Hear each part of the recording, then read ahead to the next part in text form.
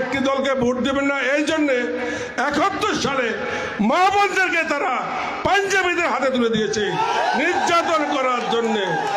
প্রিয় ভাইরা, ভুলে গেলে চলবে না, এই বাংলাদেশ আপনার, এই বাংলাদেশ আমাদের। আজকে যারা রাষ্ট্র ক্ষমতায় আসতে চায় তাদের ইতিহাস কি?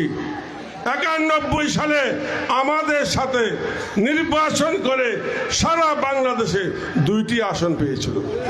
হ্যাঁ, আরে ভাই, আপনি দেশদ্রোহী ছিলেন, স্বাধীনতার শত্রু ছিলেন, পাকিস্তানের কাছে সৈনিকদের কাছে মা বোনের ইজ্জত বিকিয়ে দিয়েছিলেন।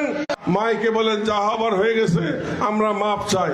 যা হবার কি হয়েছে সোজা কথায় বলুন, কি অন্যায় করেছেন? যা হবার কি হয়েছে? আবার কি অন্যায় করলে আদালত যদি ফাঁসি দেয়, আমরা দেখি না যে খুন করছে, সাক্ষী আছে, প্রমাণিত আছে, তাকে ফাঁসি দেয়। খুন হয়েছে, সাক্ষী নেয়, প্রমাণ নাই, তারে খালাস দেয়। তা আপনি বাবা কি জন্য ভুল করছেন? কয় 47 সাল থেকে আমরা 47, 71, 24 সহ যত এই দেশের জাতির কাছে যত ভুল করছি, আমরা ভুলের জন্য ক্ষমা প্রার্থী না। তা আমরা কি ভুল করছি তো বলেন না ভাই। তো এই কথাগুলো আপনারা স্মরণ রাখবেন। ওনারা আবার বলে কি, আমাদেরকে ভোট দিলে বেহস্ত যাবেন। এখন আমার চেয়ারম্যান তারেক রহমান সিলেটের জনসভায় বলেছেন যে ভাই মক্কা শরীফের মালিক কে? কয় আল্লাহ। কয় ভাই আপনার মালিক কে? আল্লাহ। আমার মালিক কে? আল্লাহ। এই দুই জাহানের মালিক কে? আল্লাহ। বেহেশতের মালিক কে? আল্লাহ। দোজখের মালিক কে?